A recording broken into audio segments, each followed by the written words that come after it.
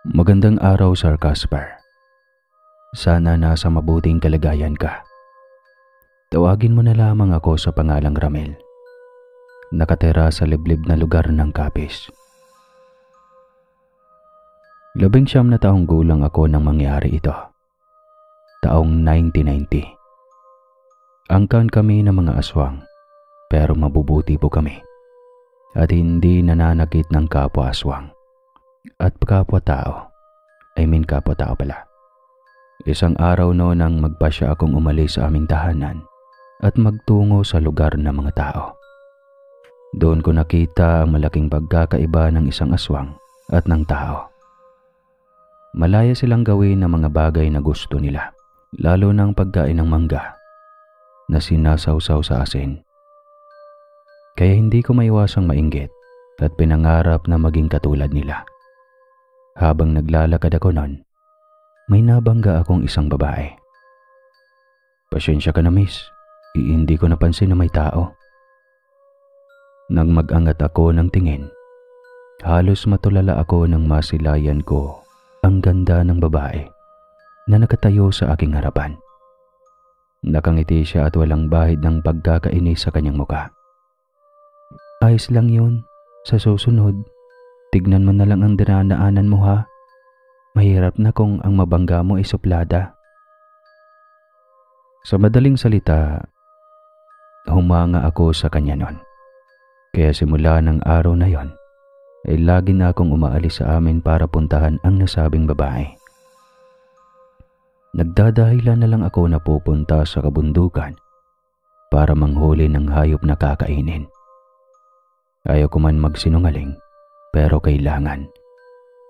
Kapag nalaman kasi nila ang dahilan, baka hindi na nila ako papayagan. Ang pangalan pala ng babae ay Annalisa. Nang marinig kong tinawag siya ng isang matandang babae. Tendera siya sa palengke at palihim ko siyang tinitignan noon mula sa malayo hanggang sa isang araw, nagpa siya akong makipagkilala sa kanya.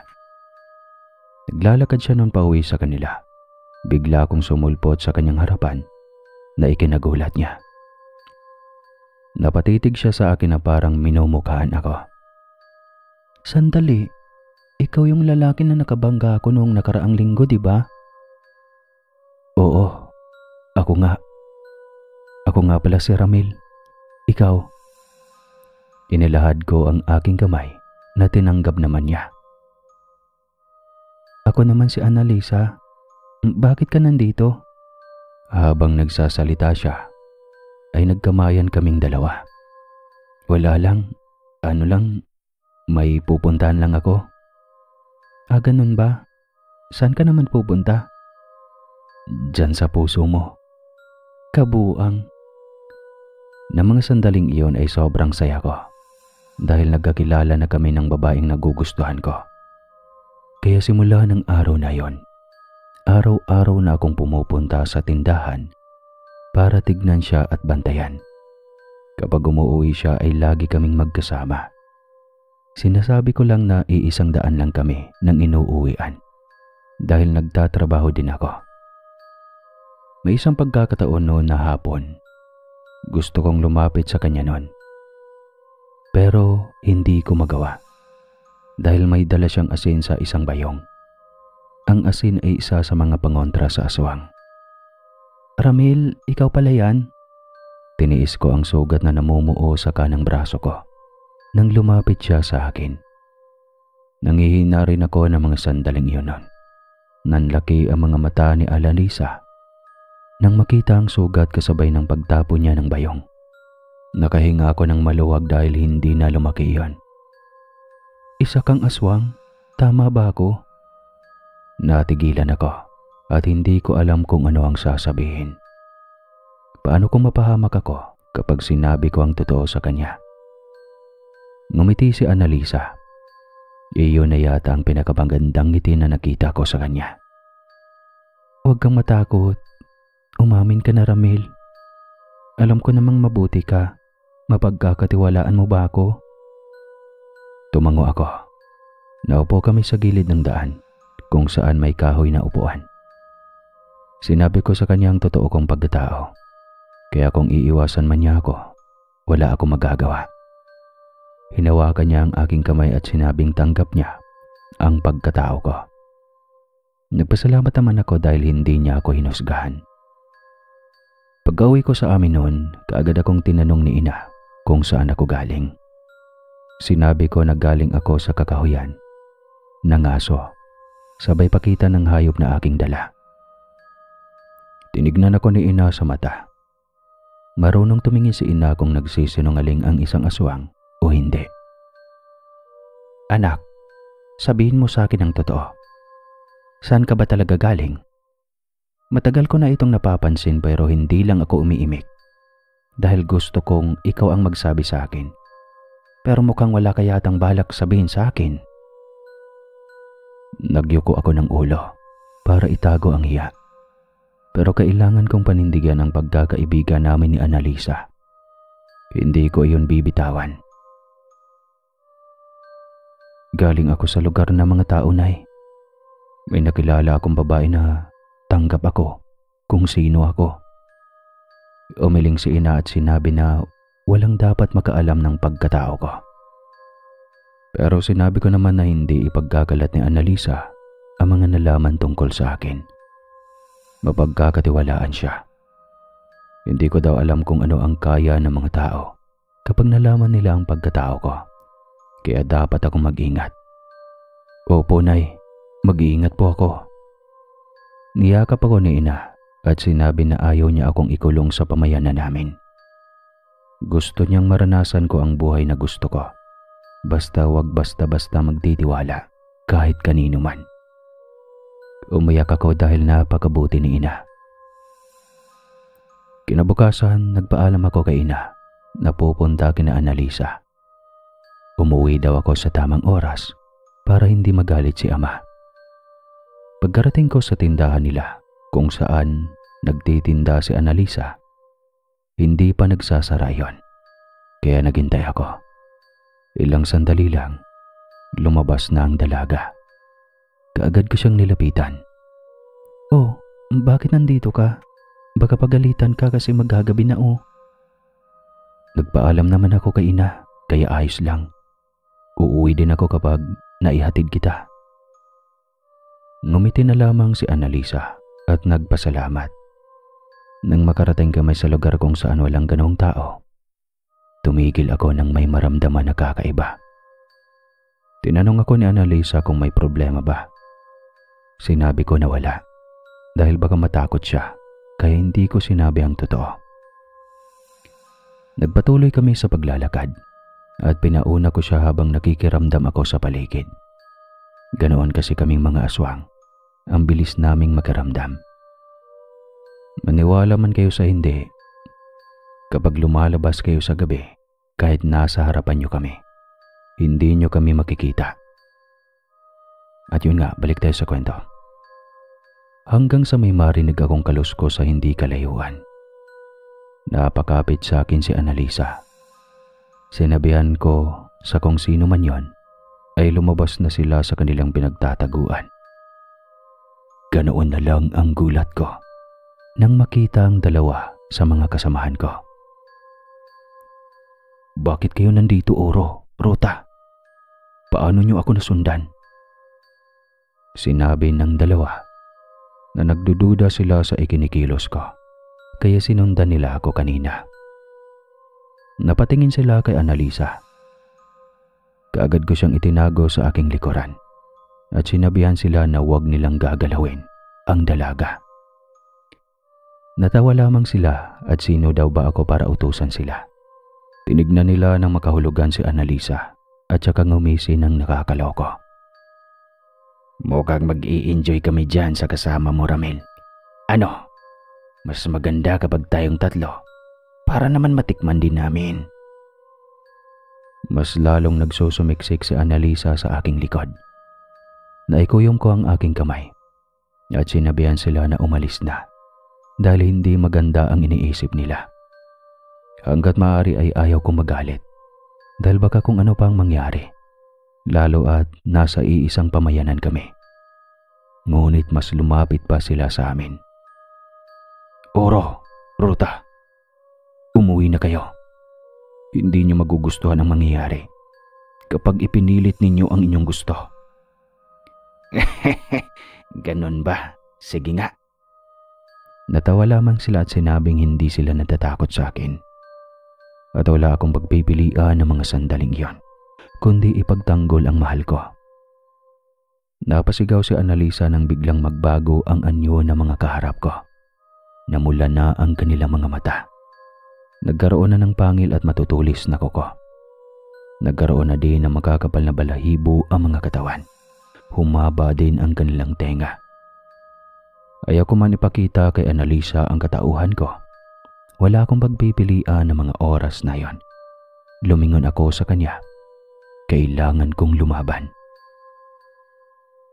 Alam ko na pagkatapos nito, hindi mo na ako gugustuhin na makita ako, Ana. Maraming salamat sa iyo. Pagkatapos kong sabihin iyon, unti-unti nang binago ang sarili ko bilang isang aswang. Kung ano ang itsura nila, ay ganoon na ganoon din sa akin. Ang lamang nga lang, mas malakas ako sa kanila dahil mas madami akong alam sa kanila sa pagkikipaglaban. Napasigaw si Annalisa nang sumugod sa akin sina Oro at Rota. Lumingon ako sa kanya, sabay sabi ng, "Magtago ka, Ana." Kaagad naman na tumakbo si Annalisa patungo sa isang malaking puno na may matataas na damo sa likuran. Sumugod na ako sa dalawa. Mabilis kong itinarak ang malalaking kuko ko sa kanilang dibdib. Ngunit mabilis silang nakaiwas. Ginamit ko ang aking bilis at gamit ang matutulis kong kuko. Winasa ko ang kanilang dibdib at umandusay sila sa damuhan. Napatingin ako sa dalawa na nakabulagta sa daan. Duguan at may malaking hiwa sa tiyan. Kinalma ko ang aking sarili bago ko binago ang aking anyo bilang tao. Nang tuluyan akong nakabalik sa dati, tumingin ako sa puno kung saan nagtago si Annalisa.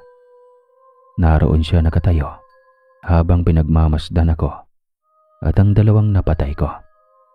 Nakaawang ang labi habang nanlalaki ang kanyang mga mata. Annalisa. Lumabas siya at tumakbo papalapit sa akin at niyakap ako ng mahigpit. Napaka-awkward lang kasi wala akong saplot ni isa. Kahit brief na sa ako ng arena ay wala.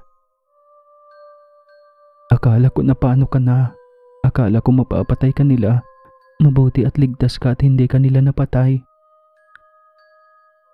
Tinanong ko si Annalisa kung hindi ba siya natakot sa akin at sa mga nasaksihan niya. Inamin naman niya na natakot siya dahil iyon ang unang pagkakataon na makakita siya ng isang aswang, lalo na at nakipaglaban pa ako. Pero mas nanaig ang pagmamahal niya sa akin at ang dahilan kung bakit ko yun ginagawa. Tanggap mo pa rin ba ako kahit ganito ang nangyari? Napatay ko sila, Annalisa. Mamamatay aswang ako. Umiling si Annalisa at niyakap ako. Nagawa ko lang daw yon dahil gusto ko siyang protektahan. Kaya nagpapasalamat siya dahil ipinagtanggol ko siya. Na mga sandaling iyon ay labis ang tuwang nararamdaman ko. Dahil nakilala ko si Annalisa. Kaya nangako ako na poprotektahan ko siya sa anumang mangyari. Ilang sandali lang ay naging tao na ulit ang dalawa. Agad ko silang iniligpit isa-isa at itinapon sa ilog. Nung matapos ko maitapon ang dalawa, ay naglakad na kami ni Annalisa papunta sa kanila. Nang makarating kami sa kanila, nagpaalam na siya. Pero nagulat ako nang bigla niya akong halikan sa pisngi. Bago nagmamadaling pumasok sa loob ng bahay, nakangiting umuwi ako sa amin noon. Kahit natatakot ako at ninenervyos dahil sa nangyari, wala pa ring pagsigla ng tuwang na darama ko. Kasi para sa akin noon, para na kaming magkasintahan. Pagkarating ko sa amin ay nagkakagulo na roon. Hinahanap sina Oro at Rota. Hindi ko alam kung paano ko ipapaliwanag sa kanilang nangyari. Pero mas may nabuti ko manahimik na lang at hayaan ang nangyari. Lumipas sa mga araw na lagi kaming magkasama ni Annalisa hanggang sa maging magkasintahan na kami. Sinabi ko sa kanya na ipapakilala ko siya sa mga magulang ko. Sa tingin mo ayos lang yun sa kanila, Ramel? Matatanggap kaya nila ako? Basta buong tiwala ko sa iyo, ha? Oo naman. Narito ako para poprotektahan ka. Hinawakan ko ang kamay ni Annalisa at sinabi na matatanggap siya ng aking mga magulang. Dahil mahal ko siya at ipaglalaban ko ang pagmamahala naming dalawa. Nasa ilalim kami ng puno di kalayuan sa kanila. Naglapat ang aming mga labi at dinama ang balat ng bawat isa. Nang hapon na iyon ay may nangyari sa amin ni Annalisa doon sa talahiban. Unga-unga siya at nangako ako sa sarili ko na ipaglalaban ko siya at hindi ko na siya iiwan. Lumipas ang mga araw at napagdesisyonan na namin na pumunta sa amin. Ipinasuot ko sa kanya ang kwintas para maging proteksyon niya para sa mga kapwa ko aswang. Maghahawa kamay kaming naglakad pabalik sa amin. Nang makarating roon, sinalubong ako ni Ina at niyakap. Napatingin siya kay Annalisa. Ngumiti naman ang dalaga kay Ina. Napatingin ako sa likuran ni Ina. Naroon ang mga ibang kasamahan namin. Sino iyang kasama mo, anak? Pwede mo ba siyang ipakilala? Bumulong ako kay Ina na sa bahay na lang kami mag-usap. Dahil baka marinig kami ng mga naroon. Kaya naman nagtungo kami sa loob. Ina, siya si Annalisa. Yung sinasabi ko sa inyo na iniibig kong tao. Bahagyang nagulat si Ina at napatingin sa kwintas na suot ni Annalisa. Mabuti na lang daw at ipinasuot ko iyon. Dahil kung hindi, baka pinagbiyabiyastahan na ngayon si Annalisa. Tumayo si Ina at nagpaalam kay Annalisa na kung pwede ba daw niya akong makausap. Tumango naman ang dalaga. Nagtungo kami ni Ina sa gilid ng bahay para doon mag-usap. Sigurado ka na ba sa kanya, Ramel? Sa bagay, matatanggap naman siya ng angka natin. Hindi naman tayo binabawalan na magmahal ng tao. Pero simula nang mawala sina Oro at Rota, nagbago na ang tingin nila sa mga tao dahil akala nila tao ang pumatay sa kanilang dalawa. Ngayon, nagpaplano sila na mang-abuso na ng mga tao. Kaya delikado dito si Annalisa. Huminga ako ng malalim at sinabi ang totoo na ako ang pumatay kina Oro at Rota. Ikunento ko kung ano ang mga nangyari at kung bakit ko iyon nagawa. Sinabi ni Ina na wala dapat makakaalam sa nangyari. At dahil sa suot na kwintas ni Annalisa, ligtas siya sa pamayanan namin. Isang araw, nag-usap pa kami ni Annalisa tungkol sa nangyari kina Oro at Rota. Paano kapag nalaman nila na ikaw ang pumatay sa kanila, Ramil? Hinawakan ko ang kamay niya at sinabing hindi na yon malalaman.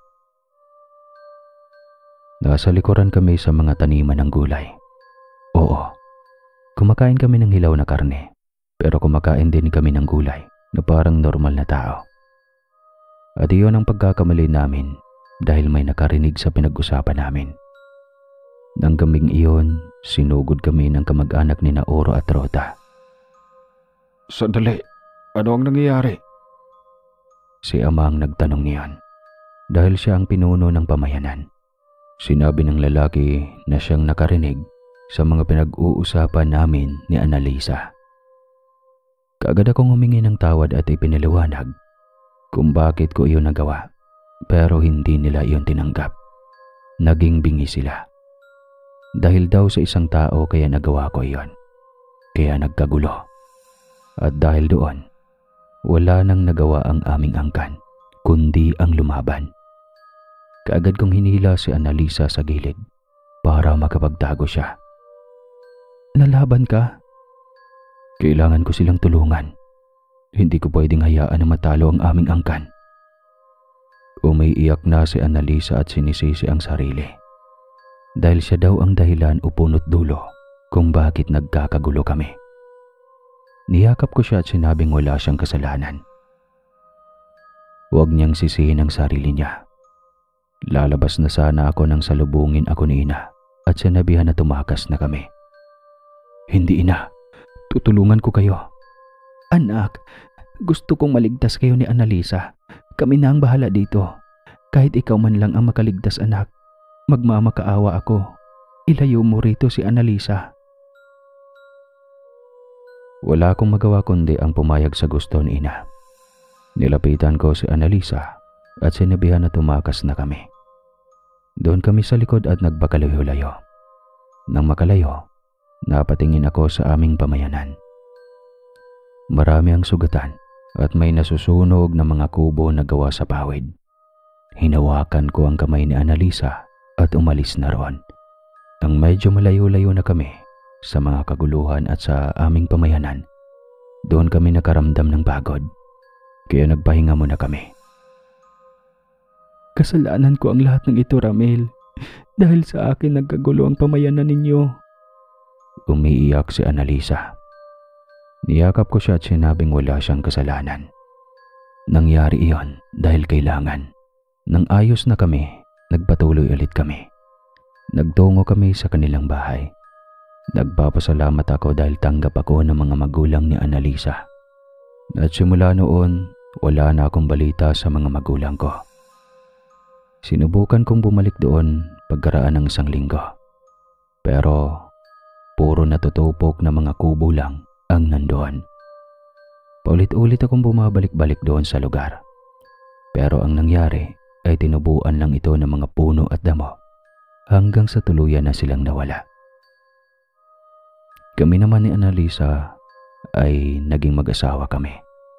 Namuhay kami ng mapayapa at sa tulong ng mga magulang niya ay pinatira kami sa may bukid na sakop ng lupain ng nanay niya.